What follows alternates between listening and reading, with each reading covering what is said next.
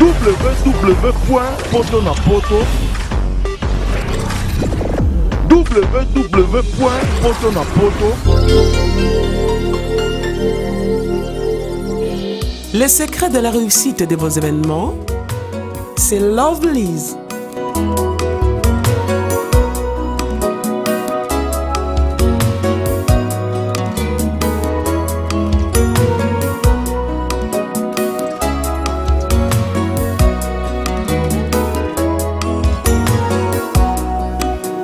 It's simple.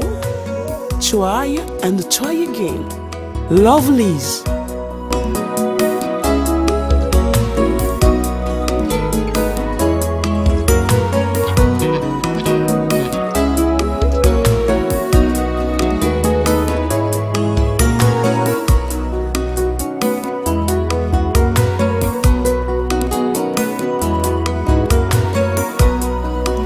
Lovelyz événementiel, c'est l'excellence à votre service.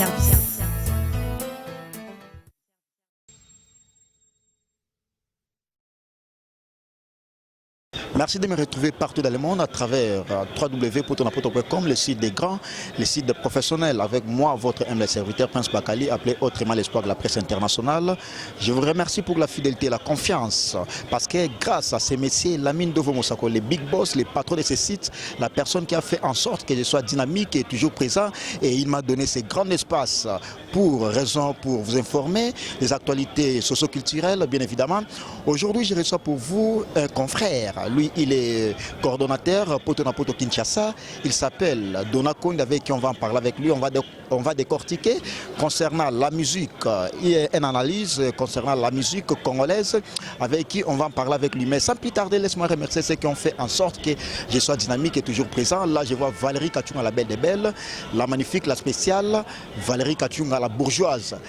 Kenny Mbouma, armes lourds. Babina Bordeaux, on a contrôlé Bordeaux, c'est Kenny Mbouma, armes lourds. Les plus beaux de tous les producteurs de la diaspora, les patrons de tous les producteurs, Gilles Nsana Mofié, Ebi Maman Yangoyo. Alors, Kersi Mayele, Babi coordonnateur Potonapoto France, ainsi qu'Europe Mobimba, Kersi Mayele, Liso Mokondi, big salutation à toi. Alors, comme je l'ai dit tantôt, je reçois pour vous Dona Konde, lui, il est coordonnateur Potonapoto Kinshasa, avec qui on va parler avec lui, je l'ai dit déjà. Bonsoir Dona. Bonjour Prince, mon confrère. Bonjour aussi Nabiso partout dans le monde entier. Avec le site internet Yamakasi. Vraiment on a ici bonjour Nabiso, Moussakoli Lamine, Midana Taylor, Kersi Maïno Toloba. En tout cas, bonjour Nabango Nabatinyo Soba Nabiso. Alors, bonjour Nabatinyo Soba Nabiso. Vous comprenez là où nous nous retrouvons. Nous sommes bel et bien à Kinshasa, la capitale de la République démocratique du Congo. Actualité et ça, analyse neto Salelango. Bah, musicien à génération, surtout la génération 4, parce que génération 4, tu es déjà ensemble, bah JBM Piana, voilà génération 4. Mais bango ba benga bango 5e génération, c'est-à-dire bah F, bah Ferré, bah Fali, bah Fabregas, donc tous les F là, sauf que Félix Oisé quoi. Il y a pas hasard parmi bango. Merci beaucoup Nayo Prince par rapport à question Nayo, 5e génération. Parce qu'une fois dans l'anda, un musicien, une grande star aussi de la RDC, alors qui est Fali, Ferré, ça va la 5e génération. Alors 5e génération, il paraîtrait, et ça va Wenge, et ça va Félix Oisé quoi, et ça va Batouane, la 5e génération. Bon, on est la 5e génération. Alors Otu à Wenge, la 5e génération. Donc non, clan Wenge, c'est la 5e génération. Sauf sur les marquis, la 5e génération.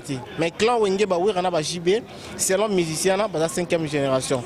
Mais lettre F, on a Fali, Ferré, Fabregas, la 5e génération. Il paraîtrait. Voilà, c'est l'homme musicien. Voilà, c'est l'homme musicien. Et autant que chroniqueur, parce que aux chroniqueurs, il y a musique, aux habilité à répondre à la question. Autant que chroniqueur, il y a musique. Est-ce que les propos ils convenir? Non, moi déjà pendant le étant chroniqueur à musique, étant chroniqueur culturel, parce que ça époque par époque. Maintenant, pendant que préciser que non, première génération, deuxième, 5e ou 6e, c'est un peu difficile. Et maintenant, parce qu'il faut que tu peux analyser des papa Wendo Kolosoi, si tu as papa Wendo, si tu as Seigneur Taboulei. Et ça, mon génération, mon Boyoana. Kolongo, peut-être papa Nabiso Seigneur Taboulei Koya. Papa, oui, le fait qu'une question me repose un peu. Et ça peut être génération, qu'on soit peut-être clan Wenge, ba Félix Oisé quoi bato clan wingi wana nyonso ba Dakumuda Newman peut-être cause à la paix frère Christian que je salue à passant et cause à la paix peut-être génération mususu cause sikoyo et loko sali moi succès wana le marquis des maisons mères ba quartier latin academia donc jusqu'au moins génération on a cause la génération mususu mais pour nous préciser que non la première deuxième troisième quatrième cinquième vraiment c'est un peu difficile là on a il faut que c'est la banane bien pour ne pas peut-être déborder ou dire n'importe quoi. Merci beaucoup pour ne pas dire n'importe quoi. La mine Dovo Mosako, les big boss, les patrons de ces sites. La mine Dovo Mosako, les Kersimae, les Lisomokoni Motomoro, les plus aimables. Nicolas Oniens, les plus aimables. Moutunanga Katima Solango Yango Kersi. Alors, Dona Konde, actualité, j'en ai tout le Belango. Tous en génération, on a tout le Belango. F1 a mais penché beaucoup plus, n'a fait rien fallu. Alors c'est comme si Bango Sixé n'a pas beaucoup plus, ceux qui basali featuring, n'a pas artiste musicien et Libanda. Mais a vraiment qu'on pensait au sala featuring n'a pas mis en boca, apparemment qui pas son genre en côté. Bon, premièrement, Prince, on a remercié par rapport à si Oyozui pour te mécaper qu'on décortiquer, idée Oyozui pour te mécaper qu'on décortiquer et ça l'inga vraiment bien parce que tu as pensé vraiment mais le moment où ça la biso na Kinshasa na Congo RDC ça la biso bien ben na batuno so ba na diaspora na ba continuer parce que Congolais ça la partout hein Congolais vraiment ça la partout pour dire que non génération wana parce que c'est vraiment une nouvelle génération c'est vraiment une nouvelle génération et ça a une énergie na yango tantôt lo ba en quelque sorte na kata la génération ils ont remplacé JB Nawera en tout cas sans mâcher les mots actuellement quand on parle de la musique congolaise directement on a fait rien fallu actuellement Wera JB Kofi oui bazana nous papa chéri azana nous kaka boanya kindoki kati na nkolo Wera ensemble le roi de la forêt Kofi Olomide 13e apôtre selon sa Bible bazana nous kaka mais actuellement vraiment tant que la musique congolaise c'est vraiment on a directement fallu faire Fabrigas héritier Lacoste JDT Babindo maintenant force wana ya génération wana parmi bangwana otanya na bango nyos tout banani bako représenter Wera na fait que Wera qui Wera avec JB non n'a polémique tu vois confrère nanga ngana otosa eloko mobo il y a pas beaucoup de semaines passées na tosa on a télévision habitué à Kinshasa awa ça qui débat mon boy on a ningaki que non ngaité dans le bango dans lobby ça qui juste ba téléspectateurs bato balabala baloba bato ba cité ba discussion na bango baloba concernant ce qui concerne Ferré na Fali babi directement ndenge ya polémique parce que biso oui toko il faut to lobela pe polémique quelque part après faut to boya pe polémique mais actuellement na ndenge ya polémique auto ebara que JB Nawera donc ce qui j'y va bêta côté Wera bêta côté tout le monde a fiki na bossa coup ce bêta fiki à 2000 combien tout le monde a le céleste général Kanya Mamutako Kabola Bitumba wana ou ba bêta kabutu mobimati na tango pourquoi polémique avec 2004 à 5 2004 2005 merci général Kanya Mamutako Kabola Bitumba wana tina ba 8h ba gaz bêta wana donc et ça là makasi Wera na JB mais actuellement vraiment Falina Ferré des bazo représentés JB Mpiana na Wera ensemble Otali boykoto babenga JB asa Ferrego là et puis Wera ensemble babenga Fali Pupa mingi ndenge na ndenge polémique ne bakino na ba diaspora na polémique na kata ote babenga Ferré JB Mpiana Fali Wera ensemble les andengona est-ce que na force wana c'est de ça le analyse nango parce que aux chroniqueur musical na bato ba hôtel biso je crois bien Valérie Kachunga contredire ngate la belle de belle la magnifique est-ce que sur les plans et ba production net na ba concert en plein air force au Wera la nangona JB force la nangona ba production ba ndenge wana et ba fikine parce que to ba chroniqueur to zape ba kino to ebi mama ndenge zalaka dans la même force to ebi entre Wera na JB vraiment Toyebi nani abandaki peut-être que les kamuninga na 2 ou 3 personnes. Donc ça peut être ma production mon bouquin Wera beta kotoyo je vais pas beta côté kuna. En tout cas tous la wana toujours na ba caméra na biso pour total là nani a gozana 11 personnes nana gozana 10 personnes on a 8 personnes Toyebi étant chroniqueur na kolobate qui peut-être Wera les caraya JB, soit il y a JB les caraya Wera, soit il y a il y a Ferré, soit force il y a Ferré les gars, il y a Fali, mais vraiment actuellement Fali n'a Ferré bazo représenté polémique wana ya Werana JB. Falina Ferré bazo représenté polémique wana ya Werana JB. Alors donna chroniqueur tant que chroniqueur musical, idée wana ya repenser au salaba featuring beaucoup plus naba artistes musiciens de l'étranger, mais pas beaucoup plus naba artistes musiciens congolais. Est-ce que c'est une bonne idée ou eza façon mo bende balobaga que non musique na biso eza quand même na moi baisse ya wana ba meki un peu au beta système wana idée wana ba zo yango ba retenir yango pour que esa la musique na biso et sous ampleur na yango ou ezala na yango sur le plan international. Merci beaucoup la question Nayo, vraiment mon frère, c'est vraiment un peu déplorable. C'est un peu déplorable parce que biso malé ceux qui les autres kutani boye et le kutan c'est pour ça là. Le so ya minga na plateau Nayo, c'est parce que mon non peut-être na ko bakisa moi un plus par rapport à idée aux anango pour son bateau ba on a biso va s'informer quelque sorte. C'est un peu déplorable na bandi na yango pourquoi? Parce que Kouchapo c'est le scrum asa na poto alors on a pissé vraiment ba Kouchapo belé c'est le scrum tous en akin asa parmi ba mission baloba que no ba sila c'est sila na ya sila na c'est là asa parmi ba mission wana mais en réalité c'est le silata parce que c'est Léo tant bimi tant longue maison mère générique na liboso mutabina ngote akosi ya tout le monde a bina do c'est la grossesse. C'est le bini c'est un animateur. Et l'autre monde a la force c'est Léo et ça la va featuring mais à valoriser la musique congolaise. Comment? Dans le bango nandengeni. C'est Léo a émina Fali. C'est Léo a émina Equalizer, a émina Pamela, a émina Fabregas. Aemina Fali, Aemina bate belé, à celle featuring na bate belé. Et bah toi on sur la plupart c'est l'homme tabing ça bango. Pourquoi? Tant moni que musicien wana, ndeko nanga musicien wana, asa na moi force mo boy. Na force on na zanango. To meka mpe ko sangisa yango pour ça la sous force makasi. Na kata te ko bengisa ya sele oninga ndo bengisa bango eza par rapport ya elobeli wana ke sele asila ya wana ando luka force mo boy se rétablir. Non, c'est Léo assis là, ils appellent Malobana Bisso Bakino. Ou soit sur la tant que chroniqueur et à musique, aux mieux informés et puis habilités à répondre à la préoccupation à battre. Moi, c'est Léo, c'est Léo assis là parce que depuis dans ma maman, c'est Léo comme qui m'a problème pour qu'il en Europe. Et comment qui vraiment un peu.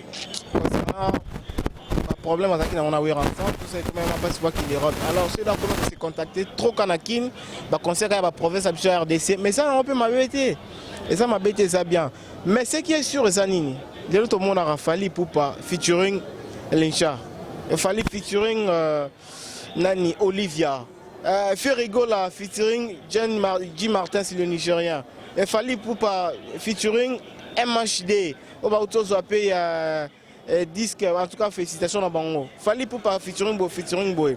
Et ça leur ming ba featuring à Libanda.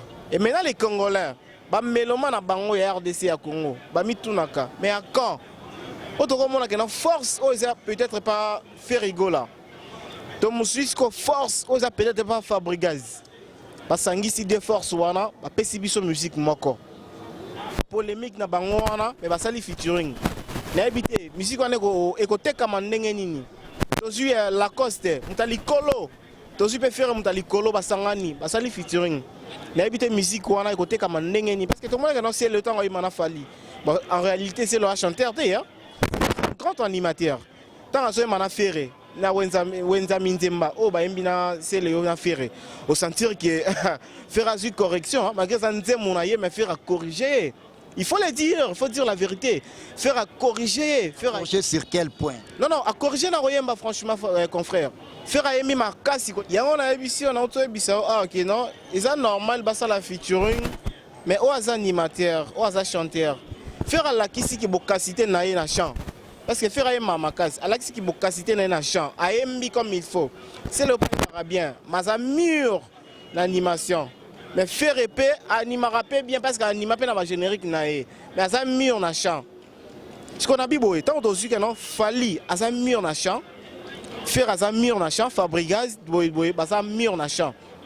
et que basangisi pena chanteur bayembi ou soit aux animation aux Bill Clinton aux Célio Scram basali featuring toki kana bitumba pena animation koto toki bitumba pena chanson.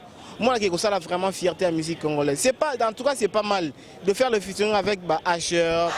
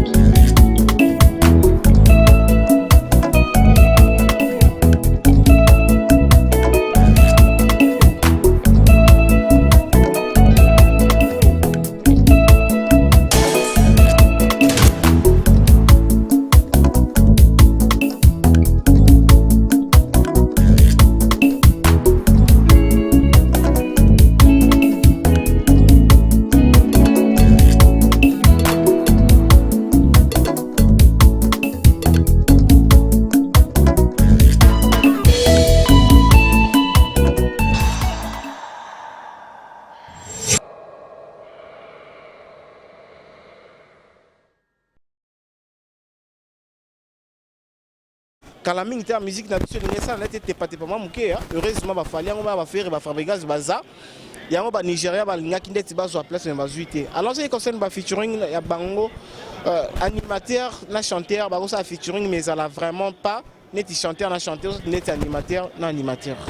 Merci beaucoup Donna pour la réponse. Nous continuons toujours notre entretien. Sans plus tarder, je remercie la grande dame en Allemagne, ma maman, Mireille Ekomissa. Merci pour tout.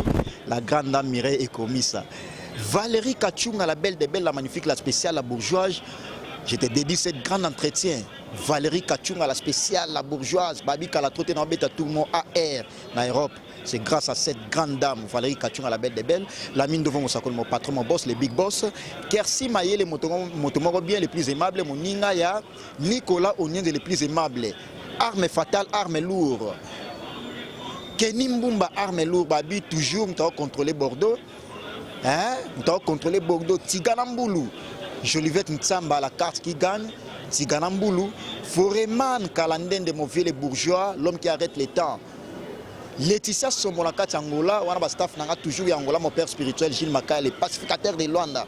Patron des night clubs, les célèbres à Luanda. Alors, tous on a sujet Nabiso. Est-ce que la musique congolaise pour que Kennedy Bosso place où on a comprendre en bien. Il faut Talibanda. Est-ce que la musique congolaise pour que force n'angoisse la toujours il faut ça la fêter biso moko ba musicien à Congo. Merci, on a profité directement on a pu s'en monter dans les coordonnateurs et à Paris lui c'est Kersi Maele et puis il y a Moussa Boula la taille Nicolas beta forme ma belle la mine de vos Moussa. Il est venu à la Tarabien. Il est venu à la Tarabien parce que nous sommes la pièce mon boy on a Mikolo yo. Pièce maîtresse. Il y a un mutu dans l'autre on a décembre. Il y a un dans l'autre on a décembre. Mis dans la Taylor et maman la régionale la française au passeport rouge. Merci beaucoup pour le management na yo. On a pas dans le bakena musique congolaise force nango ça featuring Alibanda ou pas. Déjà le monde a soulevé Prince. Au monde congolais, tant que tu as idée, il y a une photo, photo il y a Fali, photo il y a Ferré, la photo il y a hérité à Sanguisiango, à Boaké on a WhatsApp, ça sur Facebook, à Zobaté, à réfléchir trop. Ko Boaké avec conception mo soit sujet mo bezana na kati ba photo. Non pour dire que non, sur 3 personnes on va passer sur musique moko. Ça sera vraiment une belle musique du monde. Sa musique. Non. Nous comme on le sait tout ça, chroniqueur et puis de quinoa. Musique congolaise, c'est comme si tu mets ça dans une polémique. Avec cette polémique-là, qu'on avait vécu à l'époque de Weranson ainsi que Jibin Piana et l'élo auto vivre entre Ferregola na Fali Poupa mais ce qui va sali elo quoi parce que Jibin na Weranson ton ba beta ba sala ba rêver ça que non ba solaka tout le monde comprenait en haut, tout le monde et puis tout le monde chroniquer la musique na bango la son en plein ezala na ngote. Alors J Ferré na Fali Poupa. C'est pas salipe et loko wana. Est-ce que ba oteka? Est-ce que biso biso malé, surtout ça na facilité, ya kotanga kombo ya Fali, ya Ferré, ya JB, ya Wera, ya Kofi, c'est parce que tout ça ba journaliste. Tout ça parti prité que non ngana muta Ferré, yo ça muta Fali, boy. Tout tanga avec facilité parce que tout ça la analyse. Tout ça l'analyse, ou ça a tort, tu peux si tort, ou ça a raison, tu peux si raison. Pour dire que non, polémique n'est que sa musique, peut-être ça a kala. Vraiment, c'est que ça a kala, que non, polémique n'est pas que sa musique. Non, on est actuellement, musique qui toque, on est remonté comme polémique était que ça a sous musique, surtout ça, journaliste, toi, chroniqueur, tout ça sur le terrain. Même à ta banque, musicien Baebi. Que non, actuellement, musique, na ba mondialisation, tout le monde oyo. Musique, il y a bien monté qui était comme polémique était comme ça sur musique. Parce que les gens ont il y a bien à Kataote, JDT, c'est sans polémique. Parce que si je cite les noms des artistes musiciens pour les plus amples précisions, JDT a ta musique à bien. Mais vente sur les marchés, c'est sans polémique. Vente sur les marchés avec vente, il y a Ferregola, il y a Fali Poupa, il y a mais JDT fait de la bonne musique aussi. Mais l'équipe va faire la musique, ou soit va faire la musique. Mais quand même, moi, paramètre à polémique entre Ferré, na JB, pardon, na Fali, il y a un sala qui non bateka plus que confrère na ba mususu. Non, là il faudra le dire que non peut-être nos exemple il y a peut-être il y a JDT na Ferregola. Non ba misa ba plus na bango. Na Kinshasa ba régisseur tout ça na mona ba chaîne na biso ya kin ba lela mingi. JDT promotion ça té JDT boy et tandis que Ferré tant azo misata single ata générique moko. Alors ça la promotion comme il faut hein. Les musiques par rapport à la promotion. Moi, dans mon émission que j'anime chaque mercredi sur Canal Mercredi, et mission mon basa l'année promotion à Bengangate, à Monangate et à quoi bon peut-être na pour voir musique naé. C'est que retenir les promotion. Non, en tout cas promotion peut être comme ça musique. Promotion était comme ça musique. Promotion au fallait na faire basalaka. Ba mission musu basala ngote. Actuellement tout le monde a fabriqué ça la promotion ma kasi héritier wata. Bien moi et ça ma promotion ma kasi moi les autres comme alors même à ta JDT maman le qui wana silikoti et c'est ma promotion ma kasi te comme qui alors tant ça la promotion te on s'attend nani que baso mango non baso mango te parce que batu ba découvrir vraiment te alors nangana lo bakaka que featuring surtout sur lobela et ça dire que non il faut qu'à basa la featuring non mais to lobinde que et tant que les musiciens congolais, il faut pas qu'ils aient la musique na bango na katamboka. Il faut qu'ils aient la musique congolaise et qu'ils aient comme ça, tant que les Libana, musiciens, oh yazo que les Libana wana, c'est les fiertés. Parce que les ce mec là, tu as que Lukanga a bêta la musique à bien, Mboka na bango bêta la musique à bien. Tu as que Lukanga wana, ils appellent pour y avoir 1+, bon appelle baxer 1+. Mais tant maman là que non, chez Bino na kuto ça ta feature, non ben ça ta musicien monté. Bamisia musuka nde babengisaka yoyo bengisaka bangote tango zoki no luka peut-être nani kuna Céline Dion kuna mote que non akosa le pe minier tango c'est le minier skoyo lobani. Alors entre ces deux là, ces deux F là, Fali et Ferregola parce que bangonde baza l'auteur nani oyo abetsa featuring beaucoup plus na artiste ya mboka nae, artiste congolais ou asana moins avancé. Non, entre Fali na Ferré, non répondre directement à la question na yo. Entre Fali na Ferré vraiment na Congo mon a fallait ça la featuring na Lokwakanza, ça featuring na Lokwakanza, ça la featuring na d'ailleurs Lokwakanza fallait bien ça na concert na yende fallait bien ça Lokwakanza mais que notre monde qui gara boye fallait afandi na kiti na ya buleka que no fona bien ça petit na ngana Fabregas tout ça na featuring na to mona ngote ba bengisa ke kaka to fani ka to mona ke no faire atali la coste mon kentonga mutali kolo ngape mutali kolo mais ke ko bengisa tout ça mo lo mo boy na muté ba bengisa bango kaka mingi ba bengisa bango c'est le bengisa bango bengisa Fali bengisa Ferré c'est le bengisa bango kaka to mona ba nani comment il s'appelle encore nabosani frère asala pe musique abengisa fali donc fali babengisa bango med fois mais bango bazala moi problème moi difficulté na ko bengisa baninga bango pour qu'il fasse la force de la musique congolaise parce qu'on a négé à Libanda pour bengisa. Là, je vois directement les patrons de tous les plus beaux de tous les producteurs de la diaspora, les patrons de tous les producteurs, Gilles Ntsana Movier, les plus beaux, Gilles Ntsana les patrons, Nicolas Onyede les plus aimables, Solange et Mandiang à la carte à Londres la plus belle, Valérie Kachunga la belle de belle, la magnifique, la spéciale, la bourgeoise, la personne qui fait tout pour Prince Bakali, merci beaucoup. Babi Kalatrote Norbeta AR Monandinga Europe, Valérie Kachunga la belle de belle, la magnifique, Lamine Dovo Moussako, les patrons de ces sites, la personne qui m'a donné cette opportunité d'être ici sur ces sites, d'y avoir un grand espace, l'émission socio-culturelle chez Prince Bakali, l'espoir de la presse internationale, Kersi Mayele, les plus aimables, Motomoro bien, Motomoro gentil, Cordon Poto na Poto France, ainsi que partout en Europe. Alors, featuring wana na ndenge ya libanda pe ba musicien o ba sollicita ndenge libanda za bango ne ba benga bango to bango ne ba sollicita ba musicien étranger. En tout cas ba ko sayote. La plupart ba featuring to wana ils ba musicien na biso ya Congo, ne ba sollicita ba musicien libanda. Ba ko sayote. Tout ça là vraiment ba recherche hein. Tout ça là vraiment ba recherche parce que ngana ko za na Congo, na Congo précisément na King. Alors pour na yeba peut-être information moi vous en à Paris. Et ça a la gravité. Parce que ceux qui non mis dans la télé, les maman à Rizana, ça à Paris.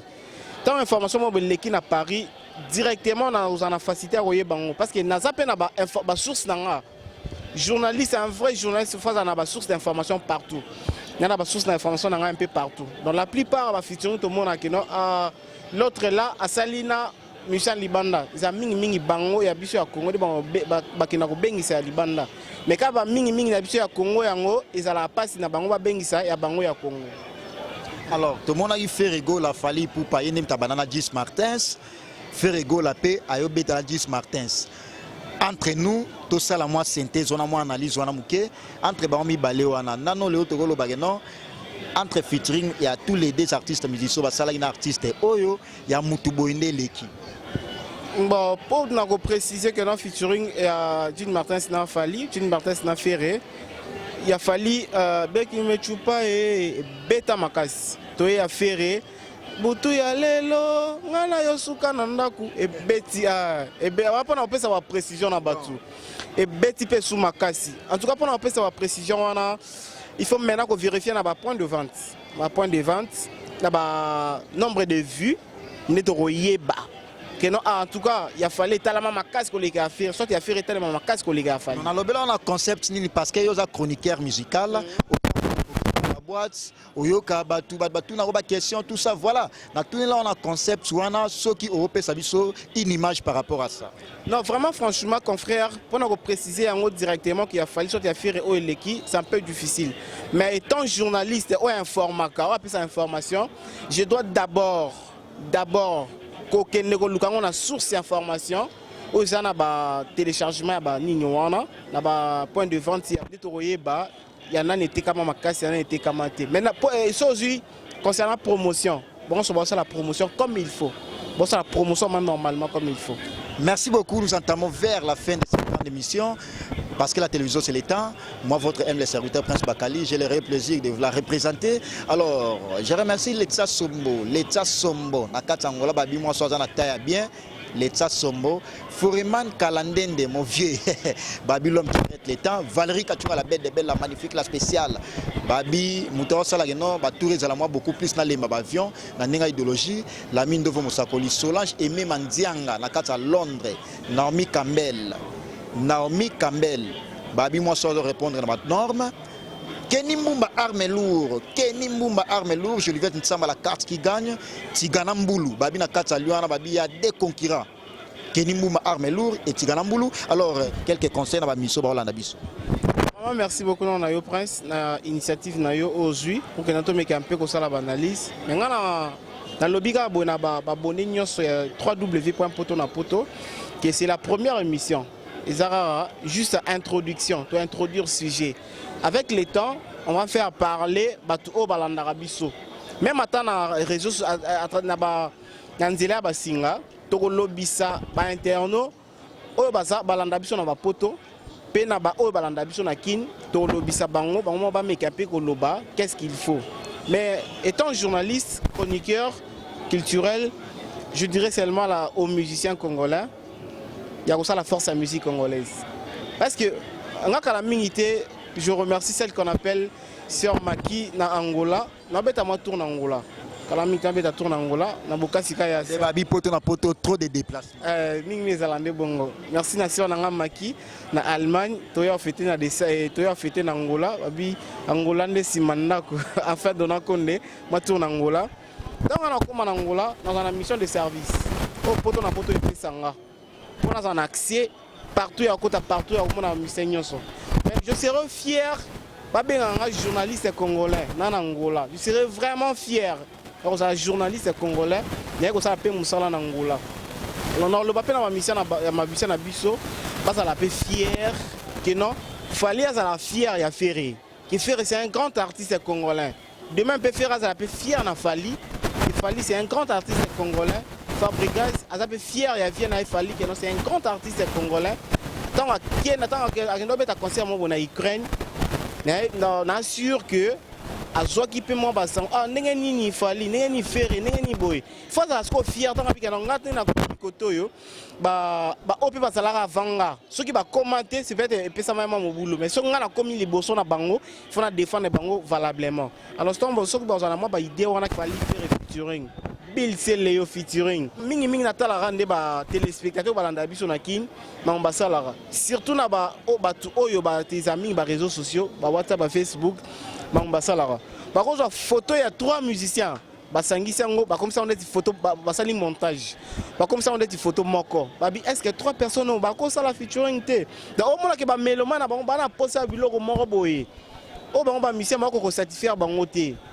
Donc ma méloma bazana bo senga ya makambu moko boye oyo ba musicien il faut répondre na ba besoin ya ba méloma na bango. Pour ça là il faut répondre à ba besoin ya ba méloma na bango, ça vraiment une très bonne chose. Et directement je profite de l'occasion pour saluer celle qu'on appelle Midala Taylor Lengi. Je remercie Lamine Ndovo Moussako, le patron de ces sites, les Big Boss, Kersi Maele, coordonnateur Poto na Poto France, ainsi que partout en Europe. Lamine Ndovo Moussako, merci pour tout. Willy Moucheni, l'éternel code. Willy Moucheni, l'éternel code, mon vieux. Abdul Mvondo, les Big Boss. Abdul Mvondo, Mvondoskin. Babi Moninga, Willy Moucheni, les codes. www.potonapoto